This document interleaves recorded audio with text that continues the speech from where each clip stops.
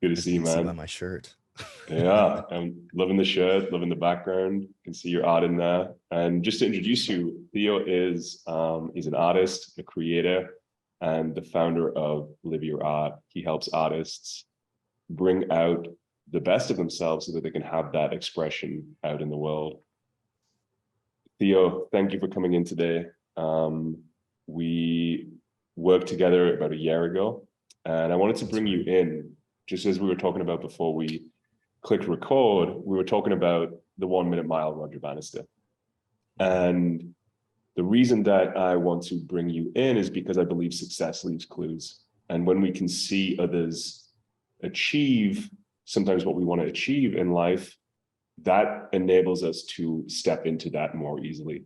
And I think you've done an incredible job in terms of the transformation that you went through, the depth that you went through, and then how that expressed itself and came out into the world and everything you've created since. Mm. It's been incredible to see your journey unfold over the past year or so. And getting to see where you are now has just been an honor to actually witness. And we've stayed in contact since we worked together.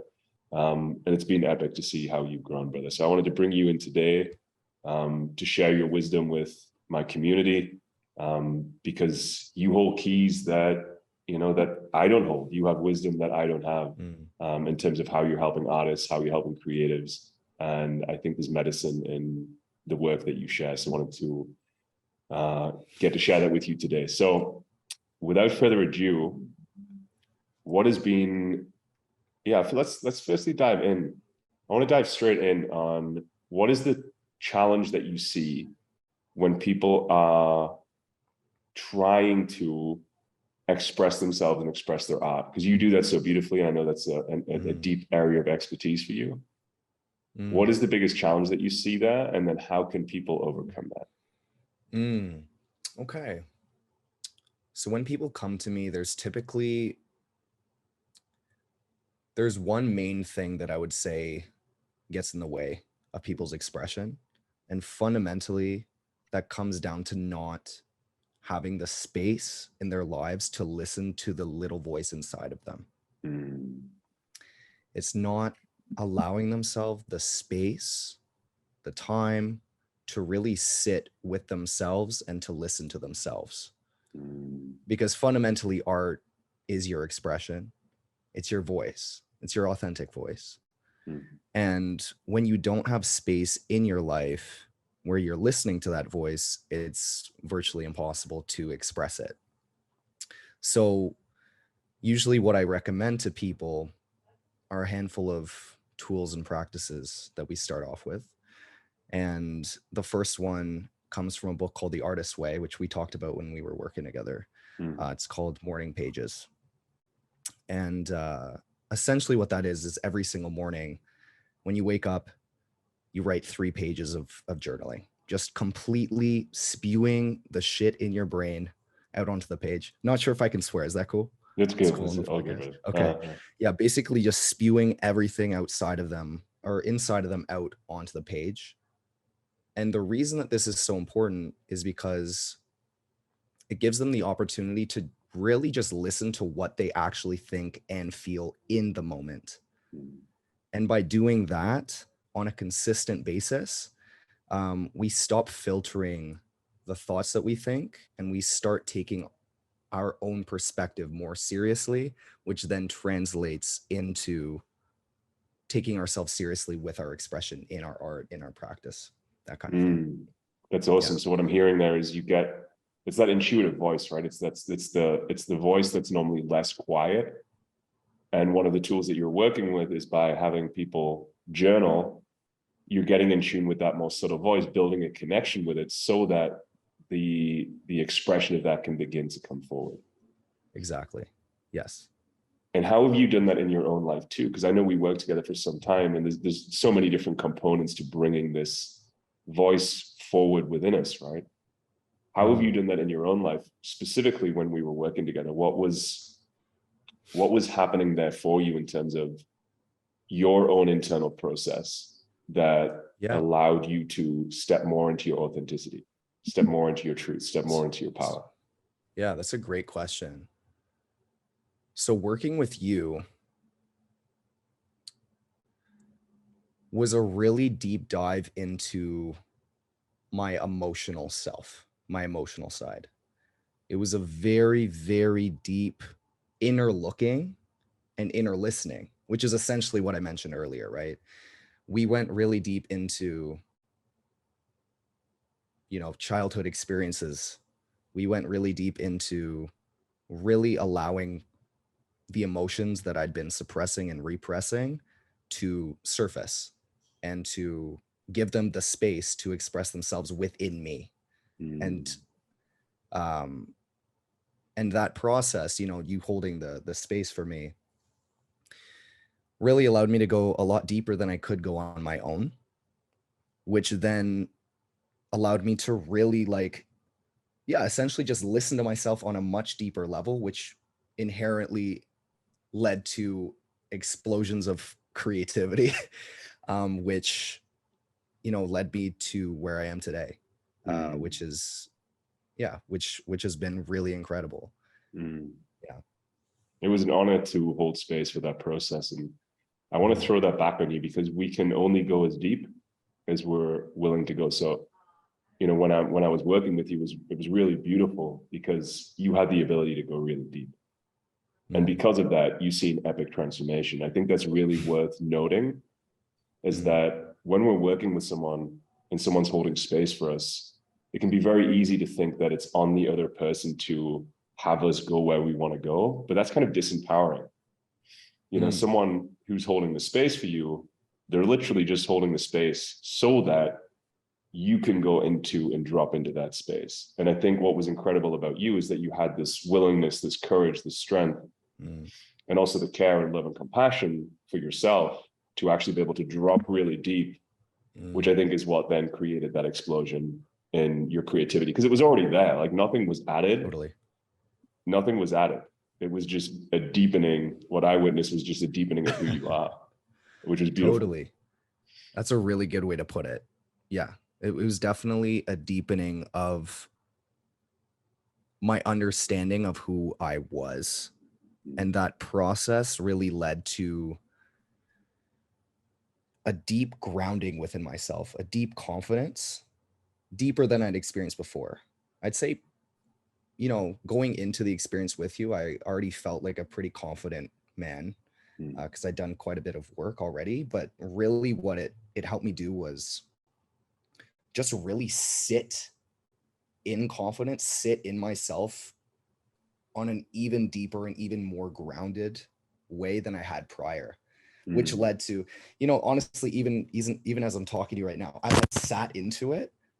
I can even see my own confidence on screen, like in my expression. Mm. You know what I mean? Mm. Um, and that just, that translates into everything, whether it's relationships, whether it's my art, whether it's work, whatever it is, that energy of being yourself and just sitting in that confidence, Mm. that is what will liberate you to create whatever to create what you want in this life. Mm. Because Yeah. everyone wants the confidence, right? Everyone wants Mm, to have that love and strength and compassion and kindness and full expression totally. because that's what we see on the surface, right? So when I'm witnessing you right now, I'm seeing all of that confidence. But what it took to create that was you sitting with much more challenging parts of yourself. And it's the same from my Mm, experience. That's what creates that depth and groundedness. Otherwise, it kind of feels put on. It's like, can you be with the totality of yourself? Can you be with the mm, totality of everything that you've done, good, bad, right, and wrong, and hold space for that? And I think when we hold space for that within ourselves, that then translates to what people feel as confidence. They feel that as charisma, totally. they feel that as strength, they feel that as courage and care. But it requires us to Mm, do that within ourselves. We can't give to another what we have not given to ourselves. It's impossible. absolutely. So as you're seeing this Absolutely. confidence here, I'm also knowing what Theo went through and a lot of the work he's done in our container and outside of that. That's Mm, what I think is the magic. And I think that's what is misunderstood is that people see people out on the front creating things, whether it be artists, musicians, anyone who's in, public culture, and you're entrepreneurs. seeing Yeah. entrepreneurs, exactly. You're seeing this, and feeling this kind of depth of confidence and groundedness. but it actually takes work to get to that point. So I'm curious, Absolutely. what was driving your desire and your care and your love and your strength to actually go on that journey? Because it can be Mm. terrifying in some senses to look at these different aspects of ourselves, to hold space for that. What was Mm. driving that? Because I feel it in your essence, in your spirit, this care, this love, this passion. But what was underneath that Mm. was having you willing to actually confront yourself in such a way and hold yourself with such love and compassion through all of that to get to where you are right now? That's a really great question. Yeah, it was terrifying, but fundamentally, what the driving force behind taking the leap emotionally, financially, energetically, really came down to this deep, deep passion for art. Mm, It really fundamentally came down to that. Whether that is on a personal level, in terms of liberating my own ability to make the greatest art I can, mm, but also on a level of a desire to serve. Because prior to working with you, I had never coached anyone before.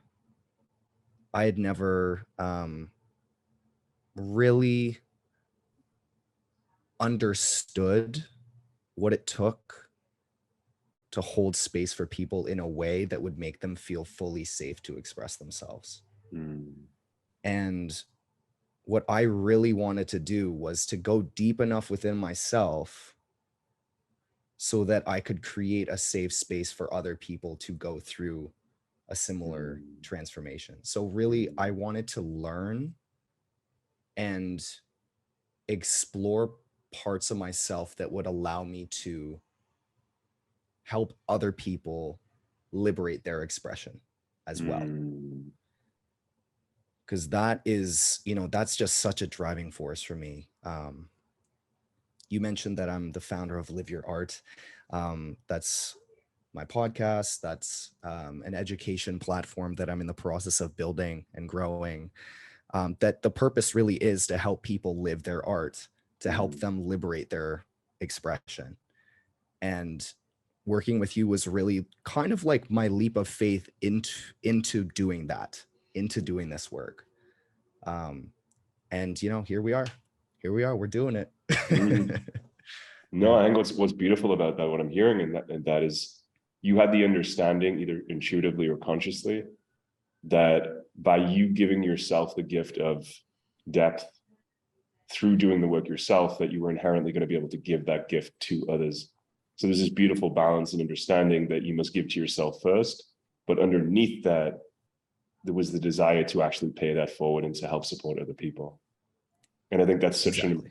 a powerful driving factor in our species, because we are a Mm. connected and collaborative species, and we work really well in that format. We will do incredible things for love. We will do incredible things for other Mm. people.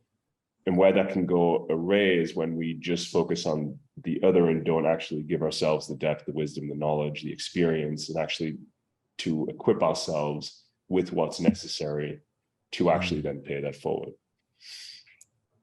Totally. Yeah, and Totally. there's so many places that we could jump off from here. Hmm. I want to talk to you a little bit about um, art and business and how they Mm. correlate with one another, because it's interesting that we put so much focus on business and making money, but I'm going to reverse actually a little bit. When I was younger, because I think it explains the story better, I come from a working class background, and I Mm. actually wanted to become an artist when I was 16, when I left school. And the first job I got was actually as a barber, because my parents said that I would never make money as an artist. And being a barber was the closest that I could get to that. And it was beautiful. I got to learn a lot through that. I got to express myself creatively, and it was, a great part of my journey. But what was interesting about that is because it was coming from like in a working class background where there isn't necessarily much wealth. My family did manage to progress and did some incredible things, but at that point in time, that hadn't quite manifested yet. But what's interesting is about from that working class perspective is that art doesn't really have value because it's more survival based.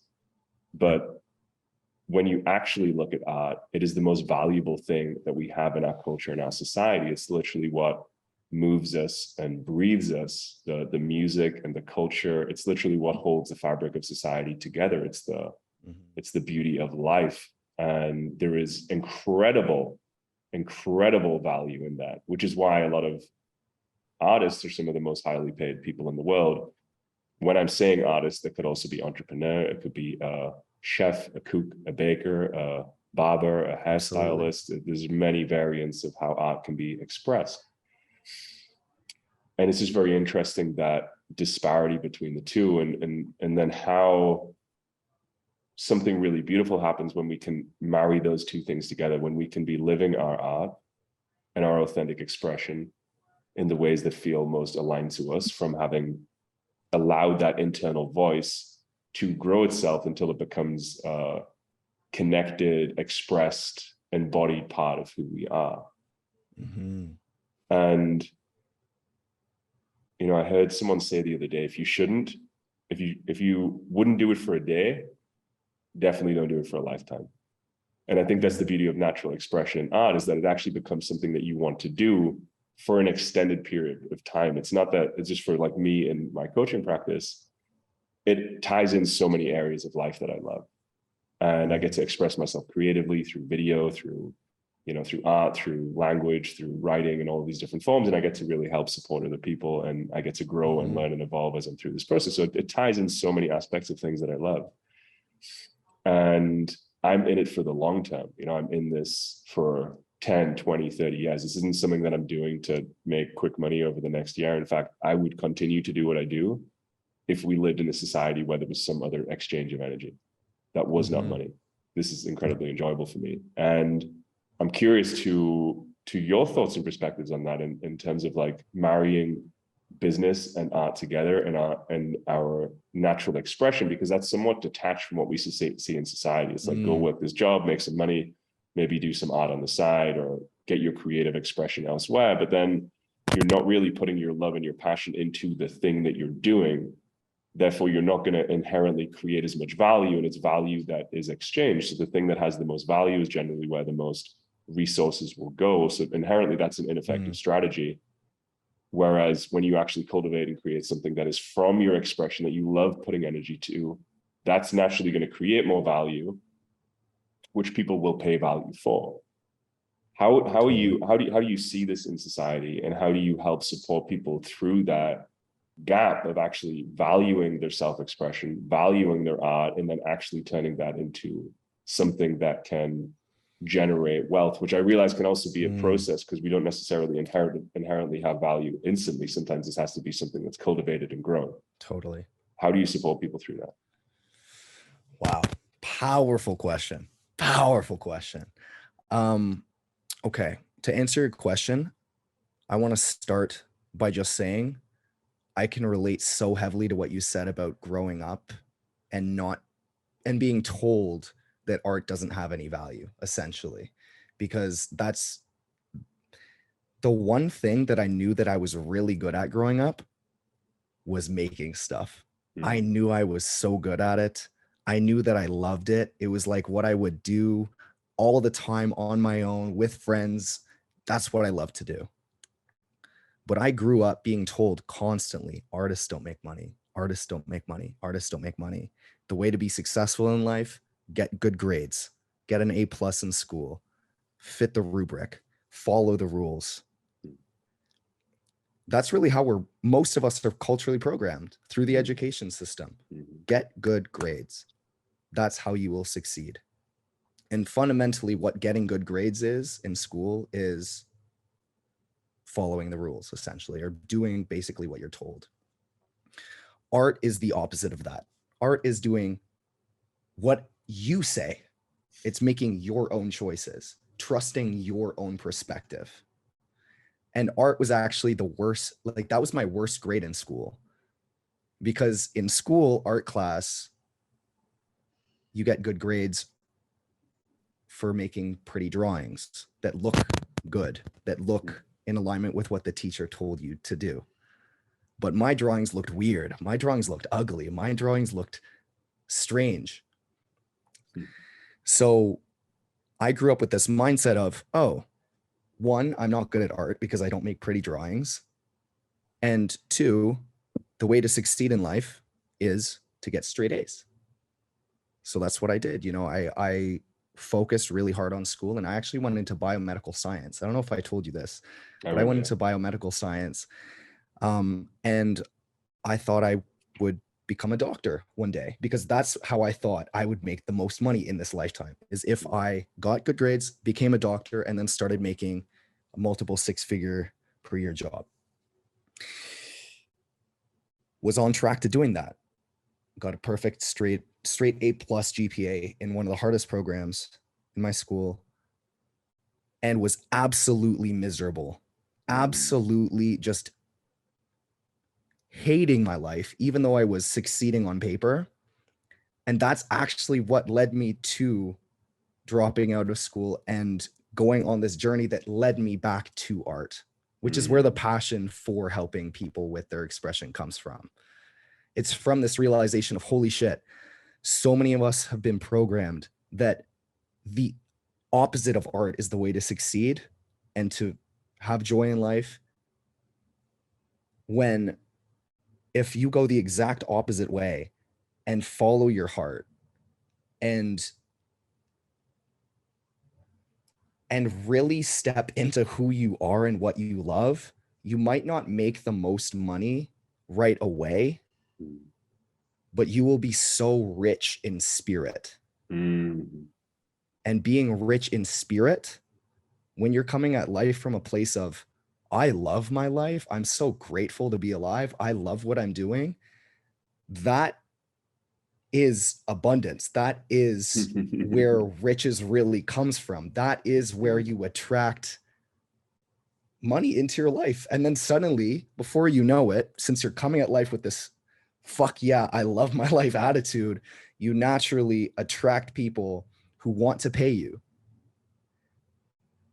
And that's what's happened for me. You know?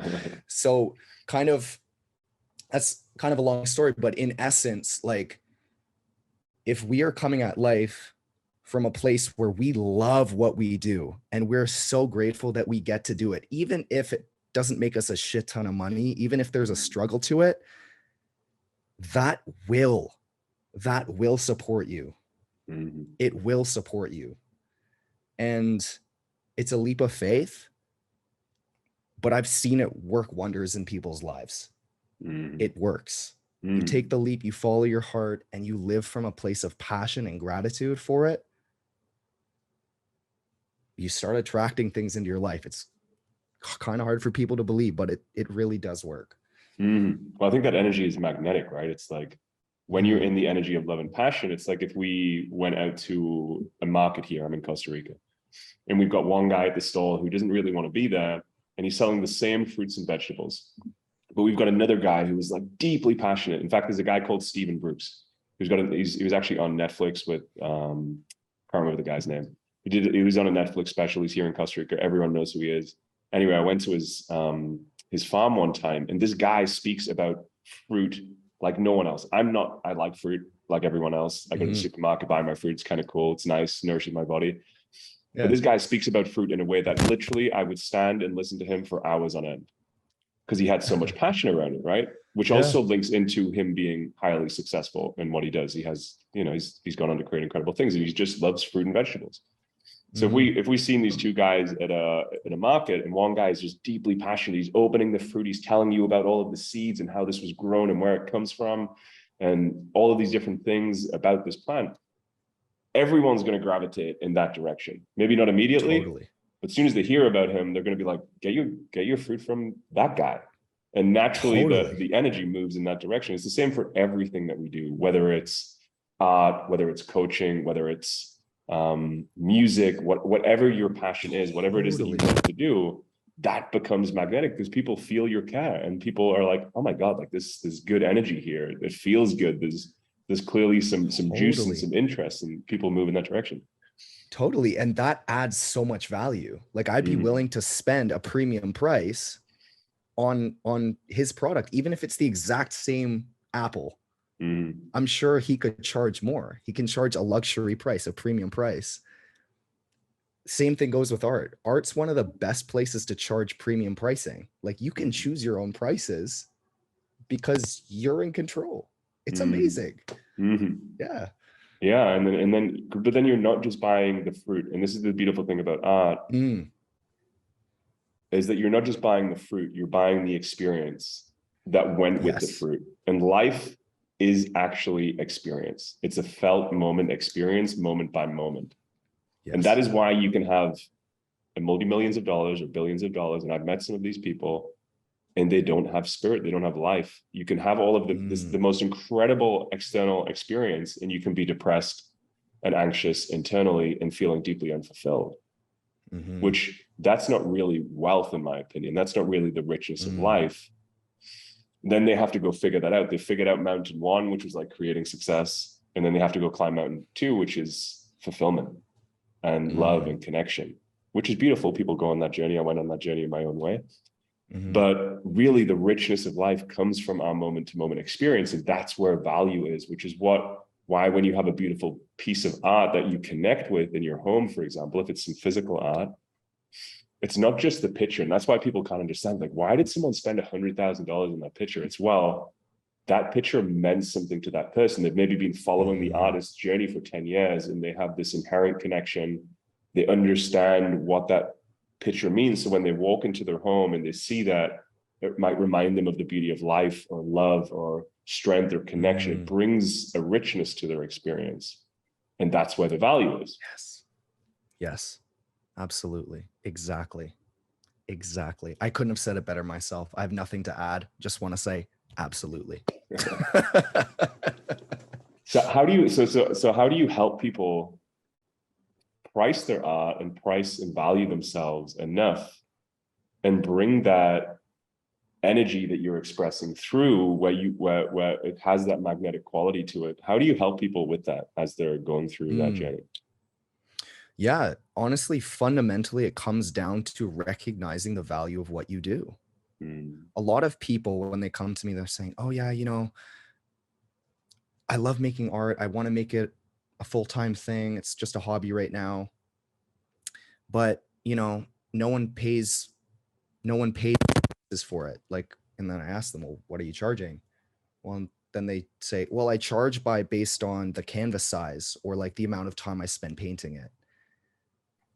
And that is one of the biggest errors you can make as an artist, is to think that really it comes down to effort or that it comes down to materials used or the size of something. Because if you equate the value of your painting to that, of course it won't be worth much. But what I really try to help artists do is have them look at what they're doing and really think about what that painting means to someone who would buy it. Let's say if it's a painting, isn't necessarily a painting, but what does that painting really mean to them? If they were to buy this from you and they were to put that in their home, what would that mean? If we can look at our art as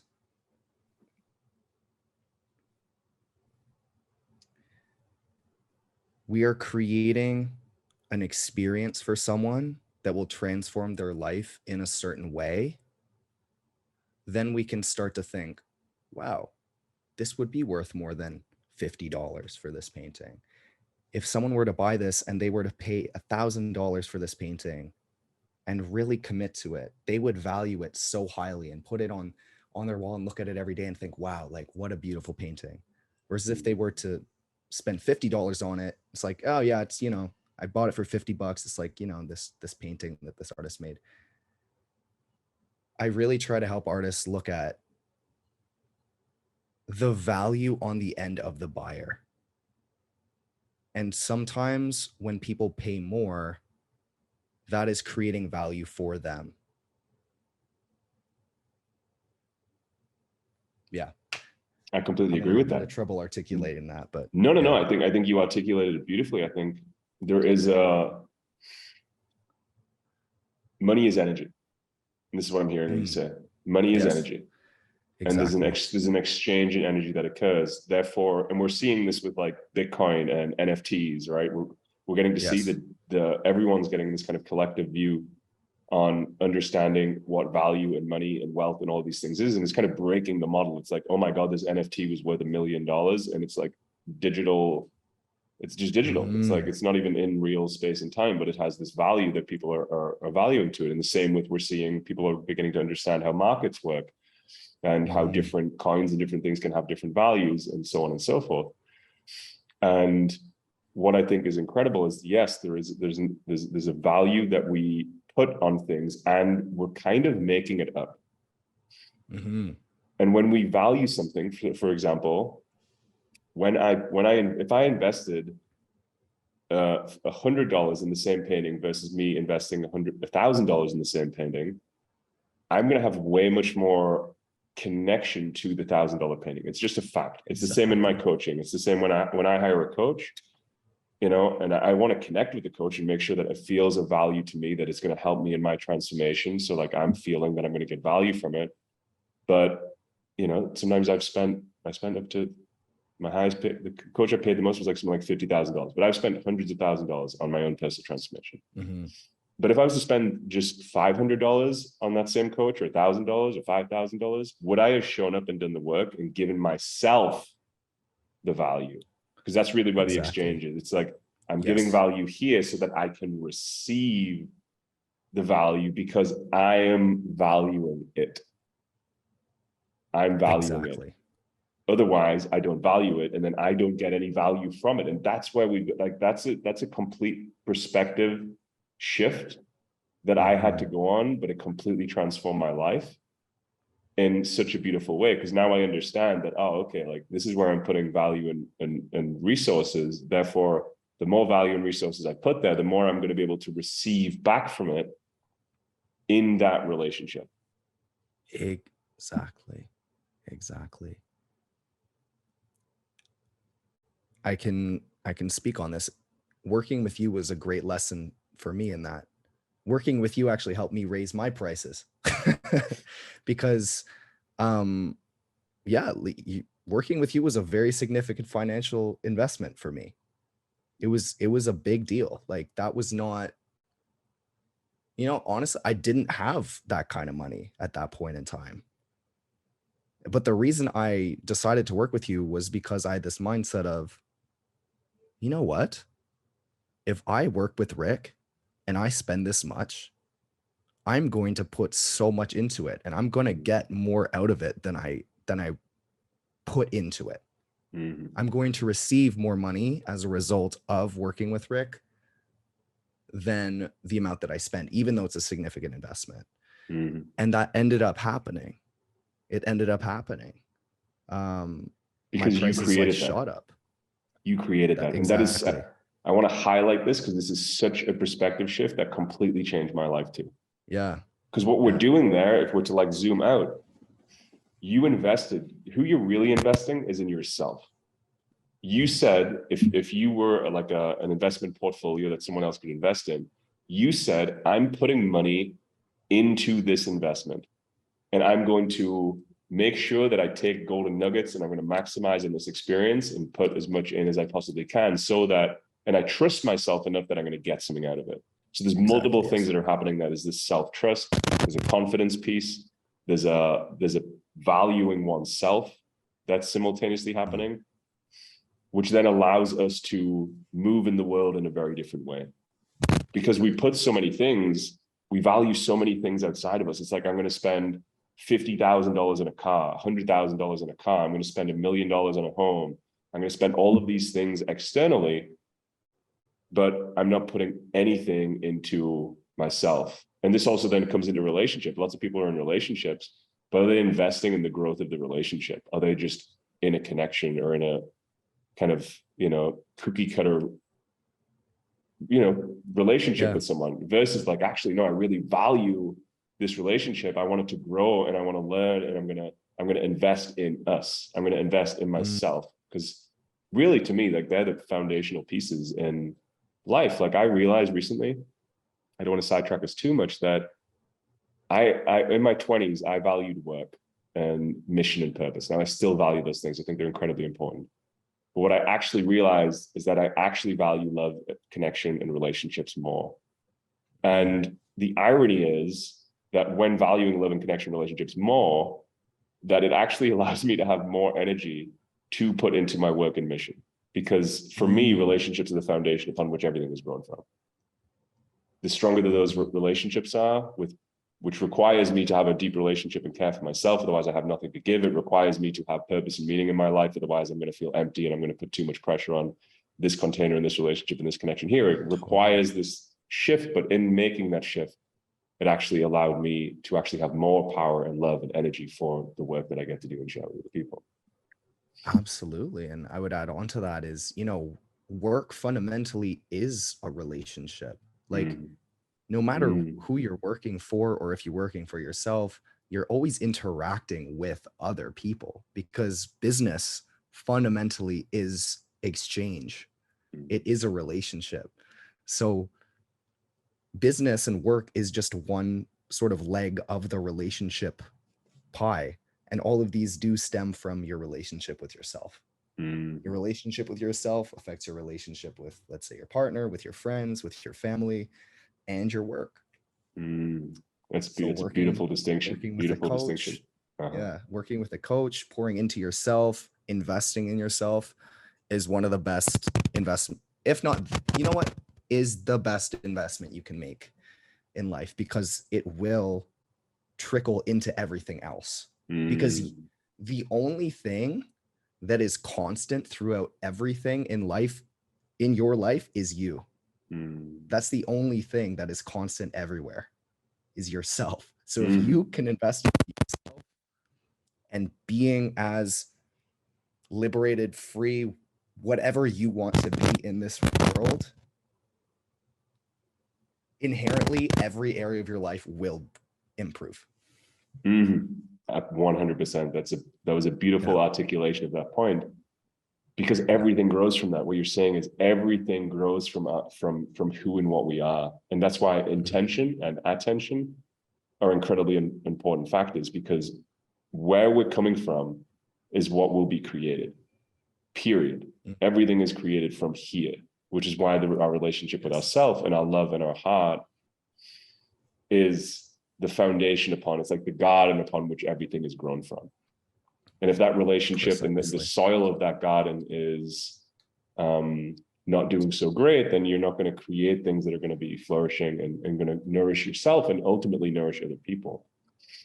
So on that thread, what have been the things, the tools, the resources, aside from coaching, that have really helped you to nourish your garden and create the soil and the foundation upon which everything in your life is now blossoming from? Your relationships is blossoming, your business is blossoming, your art is blossoming. What have been the fundamental tools, resources, techniques, anything, perspective, belief shifts that have really helped you nourish that soil upon which everything is growing? There's definitely a handful. The first one I'll mention is a resource. It's the book that I mentioned at the beginning of this. It's called The Artist's Way by Julia Cameron. Prior to reading this book, I had read a lot of personal development books that did change my life, that had improved my relationship with myself, with life, quite a bit. But this is the book that really, really deeply opened my heart in a way that nothing else could. It helped me realize that life is art, and that we are creative beings always. And when we can pour into the artist within ourselves, when we invest time, energy, money, into our passion for life, our passions, our interests, that is what will grow the most abundant garden in your life, so to speak. Mm-hmm. And that was a huge perspective shift. I've read that book like 4 or 5 times now. There's some Wow. incredible tools in there, really powerful mindset shifts. And I recommend it to every single one of my clients. Artist Way, Julia Cameron. Highly recommend. Another book I'd recommend is The War of Art by Stephen Pressfield. Julia Cameron's book is, I would say, more the feminine approach to creativity, which is really like pouring into yourself, you know, like investing in your heart, the love of it. Stephen Pressfield's book is the masculine. It's like, show the fuck up every day. Like, create space in your life to show up for your goals no matter what, and be disciplined with it. Show up. What that book helped me do was start creating deliberate time where I was like, no, nothing else in my life can get in the way of me and my creativity right now. It led to me creating deliberate time in my day where I just make art. And there's a concept in there called going pro, which is essentially like, if you were to show up to what you love like a job, in the sense that whether or not you feel like going, you have to go. If you treat yourself with that same respect, if you treat your goals with that same respect, you'll get shit done. So stop treating your art like a hobby, stop treating your passions like a hobby, and treat it like a damn job. Show up, no matter if you feel like it or not. Don't wait for inspiration to strike, just show up. That's where the magic will happen. So that's resource number 2. Powerful book. I just want to jump in there. I think what's incredible, the fact that you've listed those 2 books, is that you could go too one way with either, right? If you go too just into pouring into yourself, then you might not actually show up. Equally, if you just show up every day and you haven't poured into yourself and you haven't got that connection, that inspiration, that passion, then just showing up might feel a little drab.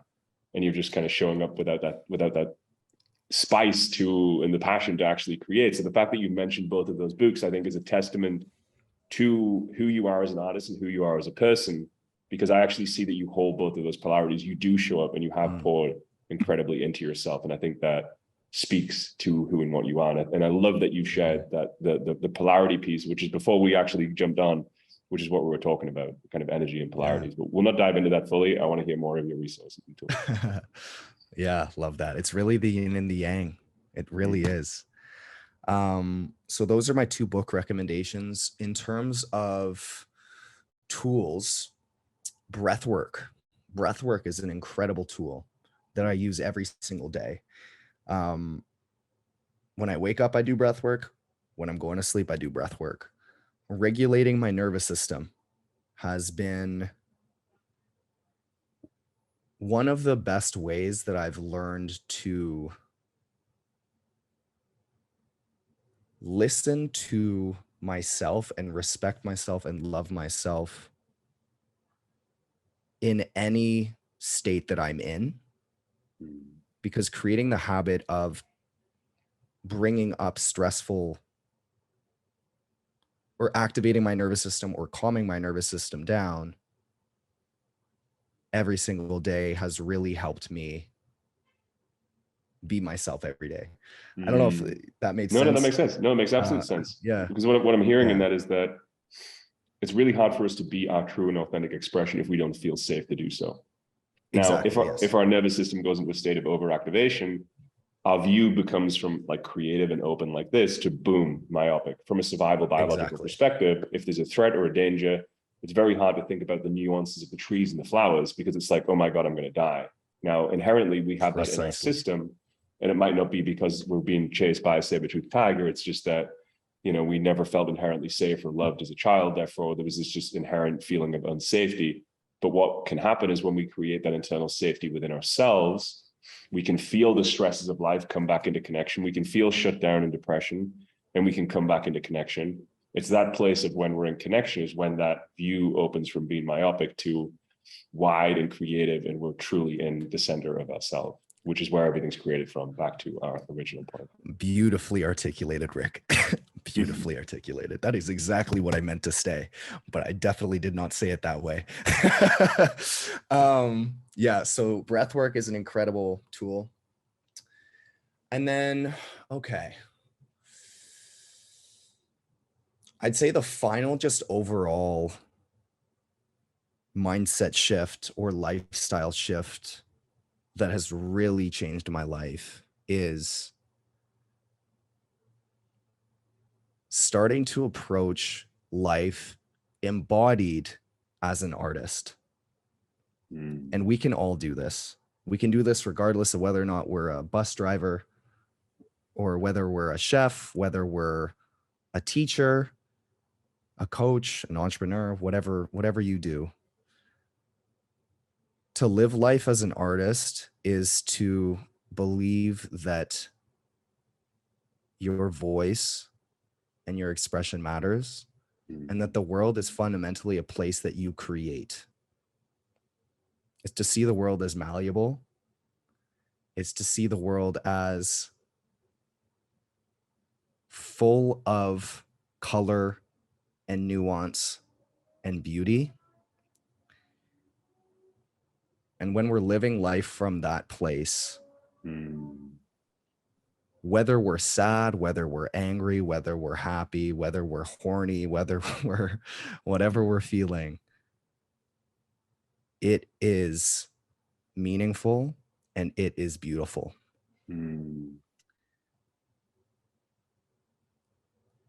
So identifying and embodying the artist within and living your art is one of the best things I can recommend if you want to live a really meaningful life. Freaking beautiful. And I'm going to call that the art of life. I think that's what it is. And you embody it so beautifully, brother. Thank you. It's incredible to see. I think anyone listening can feel your energy, your heart, your care, your strength, your passion for what you do, and the place upon which you're creating from. I can feel, and I'm sure anyone can who's listening and who's tuning in can feel too. So thank you so much for your time. You're a freaking superstar, brother. And thank you. Yeah, your energy is incredible. What you're creating is incredible. Where can people come and find you? You can follow me on Instagram at Theo Zagragan. That is TheoZgragggen. Yeah, that's probably the best way to find me. Okay, Instagram. Awesome. Okay, great. Beautiful, brother. And you've got loads of different resources, tools, those types of things. Right. You've got a website as well, right? I do have a website as well. Yeah. Theo-Zagragan.com. Check out my work, check out my various services and ways that I can support you in living your art. You can also check out my podcast. It's called Live Your Art, Unchain Your Inner Artist. It's on Spotify, Apple Podcasts, all the streaming platforms. Yeah. Awesome. And if you can't spell Theo's second name, just go on Spotify and just look up Live Your Art. And you'll find that's you right. Could, I would be one of those people that would have to go there first and like copy and paste your name into Instagram. Totally. Yeah. And his podcast is epic. His podcast is epic. Incredible guests on there and lots of wisdom shared. So if you're here to live your expression, which I think all of us are, no matter who we are, whether we identify fully as an artist or not, I think that artist lives in us all, as you said. So thank you so much for your time. Go check Theo out, and I will speak to you soon. Thank you, Rick.